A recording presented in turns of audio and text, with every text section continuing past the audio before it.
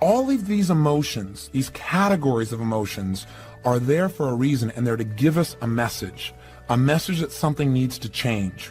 Now, one of two things has got to be changed when we're feeling any of these emotions. And before I tell you this, let's make sure you're enrolled here.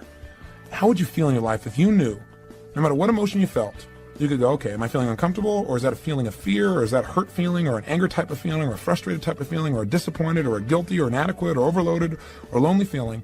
How would you feel if you knew that in a moment or two, you could instantly get out of that feeling, no matter how intense it had been? Would that be useful? Then stick with me, okay? Because I know this may seem a little bit cumbersome at first, so listen to me carefully. At any moment you feel any emotion, the first step you're going to always want to take to master your emotions, first step always will be to identify the signal. What I mean by identify the signal is figure out, if you're having a feeling, which one of these categories does it go into. So let's take a look at how this might work. Let's say something happens between you and a loved one, and as a result, you feel rejected. You look at your list of 10 here, and you say, rejected's not on here, Tony. Well, step number one is identify which category it most fits. Well, when you feel rejected, you really could feel a lot of things about that rejection. You might feel uncomfortable, you might feel actually hurt, or you might feel angry about it, or as a result of the rejection, you might feel lonely. What I'm trying to do is get down to the core emotion that really is controlling you, rather than just this giant word called rejection, which really isn't the essence of what you're feeling. As you go down, you look through your list, and by the way, I know you're not good at this list yet because it's brand new, but you'll memorize it simply by listening to this tape over and over again. By the end of this conversation, hopefully you'll know the 10, and I'll keep saying them again for repetition's sake. What we're going to call them from now on is action signals, because that's exactly what they do. They are signals for you to take action, to reevaluate the way you're perceiving something or the way you're proceeding, the way you're communicating your feelings to other people, or the way you're behaving around other people or situations. In other words, they're going to tell us we got to make a change in order to get what we really want. And that's what these action signals are all about. They're not negative, they're not bad, they're there to serve us. But for now, let's come back to the example. We said step number one then always is identify the signal. That simply means where does it fit in here? So in this example, we've said that rejection really was just uncomfortable for you. Maybe what happened is you turned to kiss your husband or wife and they were busy reading or writing or something and they didn't really reciprocate. You felt, kind of uncomfortable about that. You didn't feel lonely. You didn't feel hurt. You didn't feel angry. You just felt a little uncomfortable. The signal of being uncomfortable is calling to your attention a message. And the message of uncomfortable feelings is, one, realize you need to change your state. That right now, no matter what happens in the state you're in, you're not going to appreciate it. You're not going to be resourceful in understanding what things really mean. Say, for example, you're feeling in a state of being uncomfortable about that. You're going to start hallucinating. Well, gosh, my husband or wife, they weren't really loving to me. Does that mean that they're not interested in me anymore? Does that mean that, that our relationship's not as strong? We tend to hallucinate when we get in an unresourceful state. So when you feel uncomfortable, first message from that signal is, hey, change your state. Second, clarify what you want. Immediately, you got to clarify what you want. That's what this signal is trying to tell you. It says, yeah, don't just be uncomfortable. What do you want? If you want your husband or wife to be closer to you, get clear that's what you want. And step three, immediately take action in that direction. And the way to take action in that direction is communicate your desire or do something that expresses it. Make sure you do something until you achieve what you want and you're no longer uncomfortable. It's literally that simple. Don't just sit around and go, gosh, I feel bored. I feel foolish. I feel insecure. I feel kind of rejected. I feel uncomfortable. Say, great. I need to change my state. The fact that I'm uncomfortable is a signal. It's giving me a message to immediately change my state. 2, clarify what I want. And 3, take action in that direction. If you do that, you've conquered this emotion immediately. Let's say you felt rejected to the point where you called it hurt. You really felt hurt inside. Well, what's the message of hurt? When you feel the sensations you call hurt feelings, that signal is giving you a different message. And the message there is that there's an expectation you have that's not been met, and you have a sense of loss. That's why it's more intense than just being uncomfortable. You feel like you've actually lost something. Now, the challenge with this, as with all these emotions, is that when you identify the message, you must immediately clarify what has to be changed. Whenever you have what you used to call a negative emotion, you're now going to call an action signal. You know that action signal is signaling you need to change one of two things. Either your perception or your procedure. Now let me clarify what I mean by that. Your perception might be, for example, that, gosh, you feel hurt. You feel like your husband doesn't love you so much anymore, or your wife doesn't love you so much anymore because, gosh, when you first met, boy, all you had to do was, look at them and they dropped their newspaper and came over and hugged you, and now they don't. You have a sense of loss, and that hurts you inside. And that hurt is a lot more painful than the feelings of just being uncomfortable. The point, though, is this. Is this an appropriate emotion for you to feel based on this situation and this time with this person? And that's really the question we want to ask ourselves whenever we have an emotion.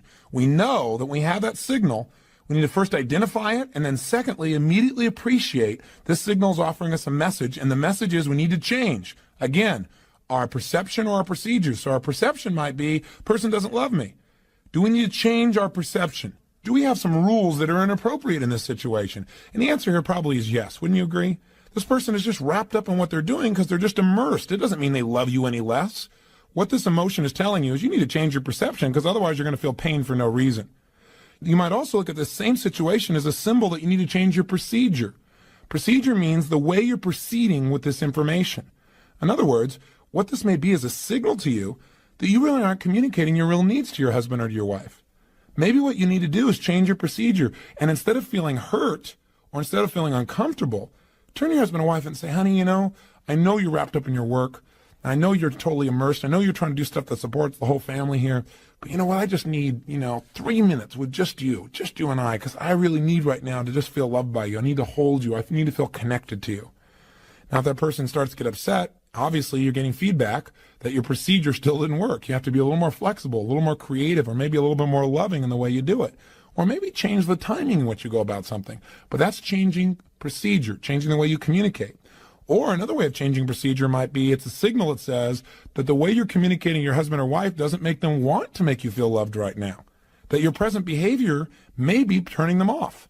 For example, let's say you feel rejected by them because when you come in the door, they don't rush up and give you a hug. They're immersed in something. Now, how do you respond to that? Well, what a lot of people do when they feel rejected is they feel uncomfortable with it, or they feel hurt, or some people get angry when they feel rejected. Now, what's the message of anger? The message of anger is you have a standard for your life, something that's important to you, and it's not being met by another person, or maybe even not being met by you. Sometimes we get angry because we're not living our own standards, huh? So let's say as a result, one of your standards is that people who love you, they run up and they greet you in your home. They don't do that today. Well, you feel angry. One of your standards has been violated. Something you believe important is not happening, and now you're angry about it. How do you respond now to your spouse who doesn't even know what's going on? Maybe you give them a dirty look, or maybe you make some snide remark, or you find something wrong with what they're doing. As a result, this person may very well purposely reject you. Now when you're feeling this rejection, you're feeling this hurt or this anger, and you say, okay, this anger means I have a message here, a signal. Signals I need to change either my perception or my procedure. Maybe you don't need to change your perception. Maybe they really are rejecting you deliberately. Maybe the procedure is not only how you communicate, but how you're behaving. Maybe you need to look and say, I'm not treating this person in a very loving way. No wonder they're giving me this feedback. I need to change me. Are you following me so far? So we're always getting the message. We're identifying the signal. We're appreciating the message and knowing the message is telling us we either need to change our perception or our procedure. The way we're communicating, the way we're behaving. I know this may sound complex at first, but I'd play this tape back and listen to this little section a couple of times. You'll get this down. I want to change either my perception or my procedure, the way I'm communicating to this person or the way I'm behaving, or just the way I'm looking at the whole darn thing and making it so I don't have pain. I need to look at things, communicate, or behave in a new way. That's the message of pain. Let me say that again because I think you'll get this one. If you're feeling pain, it's a message. You need to change the way you're looking at things and therefore what they mean to you, or change the way you're communicating your desires or needs to someone, especially if the pain involves somebody else, or change the way you're behaving, the way you're treating others, and that'll get you a new response.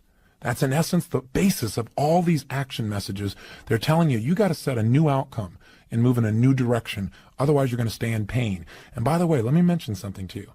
If you ignore a message, if you ignore one of these signals and these action signals, whether it be the signal of feeling hurt or fearful or angry or frustrated or disappointed or overloaded, that signal doesn't go away. It intensifies. You'll feel even more hurt, even more angry. It intensifies until one day you get smart enough to say, hey, I got to change something here. I got to change my expectations, the way I'm evaluating this thing, the way I'm looking at things, the way I'm feeling about it, or the way I'm communicating what I need, or I got to change the way I'm behaving, period. I'm going to keep feeling this until I make one of those three changes. It's that simple. Next, once you've identified the signal, i.e. you've identified, you said, I was feeling rejected, and what that really means is I'm feeling uncomfortable, or it really means I'm feeling hurt or angry or lonely or whatever.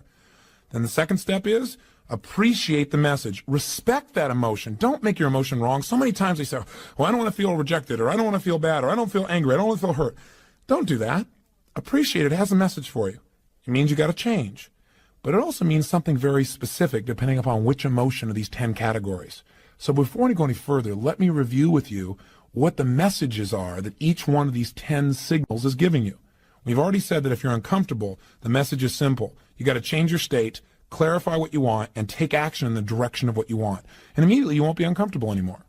If you're feeling category number 2, emotions of fear, whether that be concern or apprehension or worry or anxiety or scared or frightened or terrified, no matter what intensity it is, any one of those still are fearful emotions, and fear emotions deliver one message to us. We need to prepare ourselves to deal with something or to avoid the negative consequences of something that's coming up, something that's about to happen, a situation or an event. Basically, fear is get prepared. Get yourself so you can deal with something. And that's a valuable message, isn't it? Now, the problem is what most of us do is we get fearful and we don't take the message. We either try to deny the fear and act like we're real strong, and all it does is get stronger and stronger, or worse, we just surrender the fear and we don't get the message. All we do is we get caught up in the emotion and we get more and more scared and we amplify it. And we start thinking of the worst that can happen rather than figuring out, okay, what do I need to do to be prepared, to avoid the negative consequences and make this work? For example, people have fear of failure. That's a valuable fear. It's saying get prepared so you won't fail. For example, you might have a fear because the IRS is coming to visit you and you get a little note in the mail. You get this feeling of anxiety. That's probably a useful fear, right? It's probably saying to you, hey, you better go get all your paperwork in order. If you didn't have that message, if it wasn't painful enough, you might slough it off. They might show up and it may cost you a lot of money, not because you weren't accurate or honest, because you weren't prepared. Same thing happens if somebody asks you to give a speech and you get a little fear inside. Maybe it grows into anxiety. The more intense it gets, the more we tend to surrender to the emotion rather than get the message. That's why we may want to convert fear and say, well, I'm a little concerned. And what I'm concerned about is I need to prepare for the speech so I do the best possible job and I'll feel confident instead of fearful. Now, again, with each of these emotions, we want to hear the message and see is the message appropriate. You may already be prepared. You may be as prepared as you can get. There's a limit to what you can do, right? There's a point where you have to have some faith. At that point, you might just have to say, you know what? This is a message I need to change my perceptions, not my procedures. I'm prepared by my procedures. I know what to do. I know how to do it. But I got to stop focusing on this thing being the worst possible situation. I just need to decide to become confident now, to focus on it working instead of it not working. The third category of emotions, those of hurt feelings, give us a signal and a message that says you have an expectation that's not been met and you have a feeling of loss. I.e., you expected somebody to keep their word and they didn't. That hurt your feelings. Or you expected someone never to share something that you told them privately and they told somebody else. And now you feel hurt. You feel a sense of loss of intimacy with them or loss of trust. And that sense of loss is what creates that feeling of hurt inside of us. What do we need to do? It tells us immediately that we have to evaluate, is there really a loss here? Again, do we need to change our perception? Maybe you just didn't communicate to this person that when you told them this, you wanted them to keep this information private. Maybe you haven't lost anything. Maybe you just have to change your way of communicating your needs, or again, change your behavior. The next category is anger. That's the fourth category. And again, emotions like irritation or feeling livid or furious or enraged or resentful, all of these fit into this category. Any of these emotions are simply signals giving you a message, and the message here is that an important rule that you have in your life has been violated by someone else or maybe even by you. See, when we think something's really important and somebody violates that rule, we get upset about it. How we deal with that upset will determine a great deal how much pain or pleasure we really experience in our lives and how close we get to other people or how much we push them away from us. In other words, if somebody violates your standards, that's the message. What you're supposed to do with that message is real simple. Communicate that you have a standard. Communicate that you know it's only your rule. It isn't necessarily their rule, but you need their help. So if we use the earlier example where you shared something in confidence with someone, but you didn't tell them it was in confidence, you expected them to know that, and you didn't just feel hurt, you felt angry about it, then the bottom line is instead of beating that person up, you need to go to that person and communicate in a different way. right? Change the way you're communicating, change your procedure, and say, I know you didn't understand this to be private, but this is really important to me, and you need to deal with it as quickly as possible. Anger is usually an outgrowth of hurt. In other words, when you're hurt, you have a feeling of loss. Something you expected didn't work out. When you're angry, it's because it's something you think is really important that wasn't handled, or you've got a lot of hurts that have built up and you've not expressed them, you've not communicated them.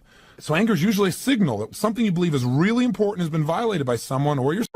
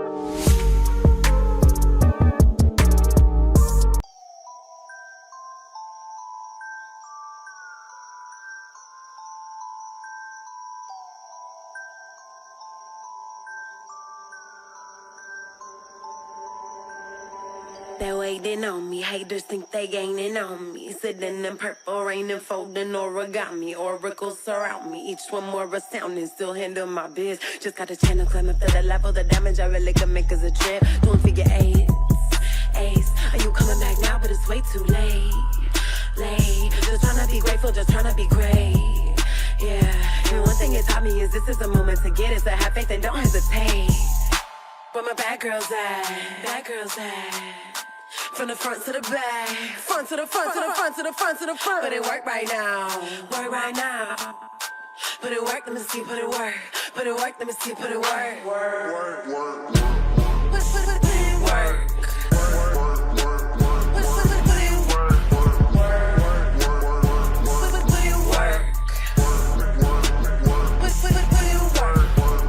Never land, never let my feet touch the floor. I just flow in my zone, you can't touch us though. Keep it moving, UFO, I just got to go. I can't touch the floor. Take that, break that with a bit. Or that you've had a lot of hurts that you've not expressed that have built up until their anger. How do you deal with it? Change your perception. Maybe this person wasn't trying to hurt you at all. Change your procedure. Communicate better what your real needs are, or change your behavior. Tell people up front, hey, this is private. Promise me you won't share this with anybody because it's real important to me. Either way, you'll get out of your anger quickly. It's simply a signal that says you need to clarify with other people what your rules are and get them to agree to meet them, or you need to compromise them possibly. Some things you get angry about, you're going to get angry about for the rest of your life. And you better identify those things and realize that those are just your standards. They're not everybody's standards. And if you go around being upset because everyone doesn't live by your rules, you're going to be upset your whole life. So again, maybe you need to change your perceptions, change your rules so that life is a lot simpler and a lot less painful for you. The fifth category of emotions, frustration. These action signals are telling you you need to change your approach to achieving your goal. Whatever you're going after, you're not going to get it the way you're doing it right now. That's why you're frustrated. You keep trying to get the same result by doing the same thing over and over again. There was a definition given a long time ago about insanity. They said insanity is attempting to get a new result by doing the same thing over and over again. It'll never work. So you've got to change your approach. When you feel frustrated, just know, hey, that's a message. I got to change my approach. I need to be more flexible in this situation. Category number 6, disappointment. If you start to feel disappointed, that's a signal.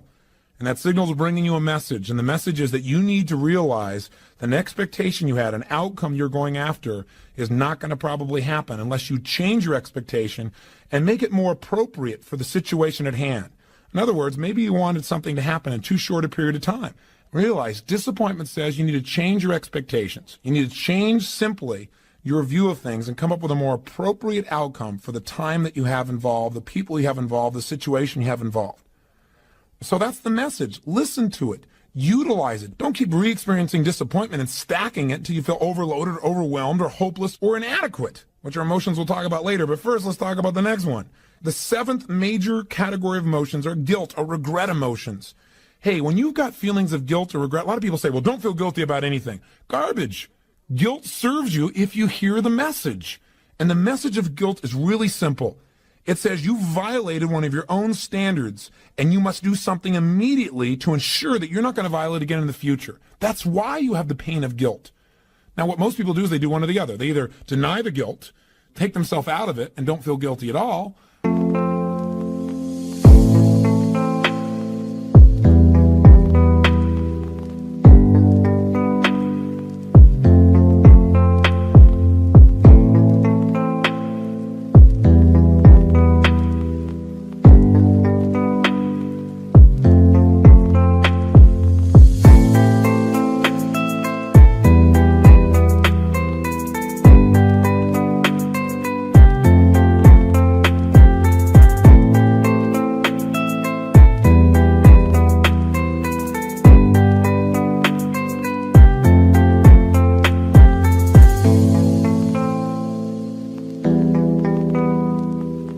which, I agree you shouldn't stay in guilt, but if you just deny the guilt and don't get the message, the guilt's going to come back. It'll get you sooner or later. It's back there. It's deep. It's dark. It'll get you.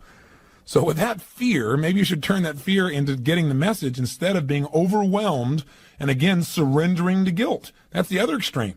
People just walk around and they allow themselves then to feel inferior for the rest of their life. They feel so regretful about what they once did. That is not the purpose of guilt. It's to make sure you clean up your act. It's to make sure that you don't violate this again. It's that you make things right when you screw up. That's what you got to do. Now, sometimes you can't. Sometimes someone has passed away or something's occurred where you feel guilty about something that happened in the past you really can't change. The only thing you can change is your present and future behaviors. When you do that, you can let go of the guilt. But that's the message it offers you. And again, when you immediately feel the signal, what do? You identify the signal and you realize, hey, I'm feeling regret or I'm feeling guilt. Secondly, you appreciate the message. It's a message that says you need to change something, either your perception or your procedures. Maybe you're feeling guilty about something you shouldn't feel guilty about at all. Have you ever done that? I know I have. I felt guilty one time because I didn't help somebody feel happy enough. I used to run around. If everybody around me wasn't happy, I felt guilty if I felt good. How stupid. We don't want to fall into that category. You might want to change your rules or your perceptions. Or you might need to change your procedures again. Maybe the procedure is you feel guilty about the way you communicate to somebody. You were too harsh. Go back and clean it up. Say, hey, I'm sorry. I didn't mean to do this. I really regret what I said. I was wrong.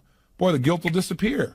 Or change your behavior in the future. Change the way you're going to communicate to that person or people like them. Any one of these three changes, again, will immediately eliminate the guilt, and then guilt has served a good purpose, hasn't it? It's kept you on track. It's moved you forward. It's made you a better person. That's why it's there. Utilize it. Don't wallow in it. Let's go to category number 8, inadequacy. Boy, if you feel inadequate, those are any of those emotions, again, that make you feel like you're less than. Feelings of being unworthy, for example, would be inadequate feelings. Whenever you feel this emotion or emotion like it, get excited. Appreciate it's offering you a message, and the message it's offering you is simple. It's saying you need to do something to get better in this category right away. It doesn't mean you have to be perfect at it. Inadequacy just says you got to do something. Don't sit on your duff anymore. You're feeling inadequate because you haven't done anything to be really good in this area. Now, the first thing you got to do is, as you go through this process, is ask yourself, is this really an appropriate emotion? That is, am I really inadequate, or do I need to change the way I'm perceiving things? Maybe I got some rules that say, in order for me to be adequate, I have to go on the dance floor and outdo John Travolta. That's probably inappropriate perceptions. You need to change the perceptions, or it may be changing the procedures, which is, I need to prepare myself by doing something right now to get better. One thing you could do is just go practice. One thing you do is go out and initiate some communication. So inadequacy is a message to get up and do something to become better, or to change your criteria. to look at what you're doing and make it easier for yourself to feel adequate. You've probably got rules that are too harsh. Now, category number 9. This is one of the categories that I think immobilizes and destroys more people's lives than virtually any of the others combined. And that is a feeling of being overloaded or overwhelmed or hopeless or depressed. They all fit together. I use overloaded to make it sound simpler, because if you say, gosh, I'm depressed, you'll immediately feel much more intensity than if you say I'm overloaded. The key here is to realize that this is a signal. When you feel hopeless, depressed, overwhelmed, or overloaded, the message that's offering you is that you need to reevaluate what's most important to you in this situation. Sit down right now and decide what is absolutely important, what's a necessity for you versus what's a desire. Write down all the things that are most important for you to accomplish. Then, 2, put them in order of priority. And then 3, take the first one on your list and do something about it. It's the same thing with depression, the same thing for being hopeless. Sit down and saying, okay, instead of saying it's hopeless, I need to change my state. Number 1, that's always the message of all these emotions. Number 2, I got to clarify what's most important to me. Write it all out. 3, what's the order of the importance? And 4, what's the first thing on my list? Let me go handle that. The minute you go handle anything, and you deal with one simple issue, your brain can handle it. And as soon as you handle that situation, you will feel like you're in control of your world. You will not feel overloaded. You will not feel overwhelmed. You will feel like there's hope, and you won't feel depressed. Your self-esteem grows when you do something to take control of events instead of having events take control of you. And all you have to do to take control of events is chunk them down. Pick one thing and master it. The message is simple. You're trying to do too much in too short a period of time. You're looking at the whole world and expecting everything to be perfect overnight, and you're feeling like you can't handle it all. Chunk it down. Here's the final category. Category 10, feeling lonely. Have you ever felt really lonely? Gosh, I don't think there's anybody alive who hasn't. But what does it mean when you feel lonely? What is the message that you should...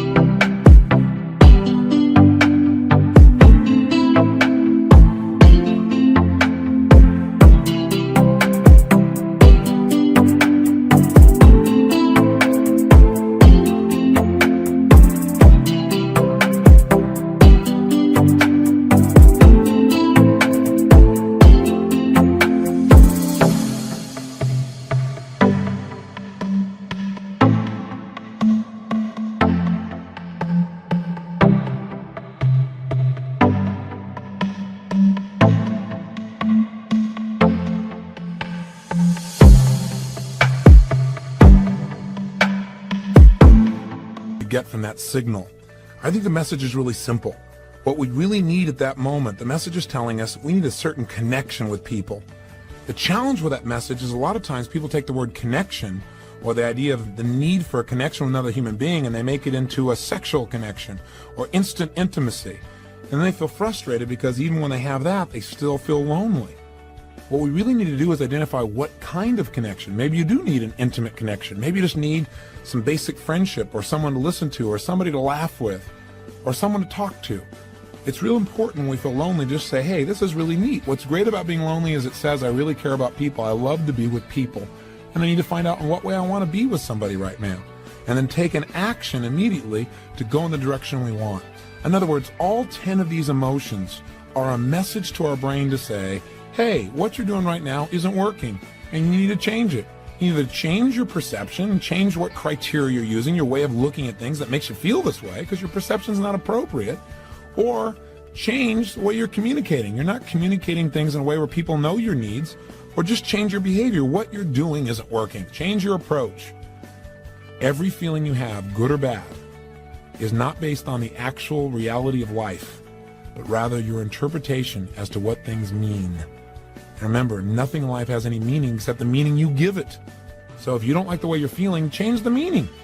If somebody passes away, you really cared about them and they die, you can feel really bad. You can feel disappointed. You can feel frustrated. You can feel angry. You can feel hurt. You can feel sad. And all those are appropriate emotions. But make sure you take a message from it. And the message you got to eventually come out with is, what's an empowering way of looking at this? What else could this mean? Maybe it doesn't mean that I just lost somebody. Maybe it means this person has gone someplace they need to be. Or maybe this means my connection will be even stronger with them now than when they were here. Maybe this means I will value my own life and give more while I'm here because I realize that life is delicate. Choose meanings that empower you in life instead of assuming meanings that disempower you. It's a final message to remember.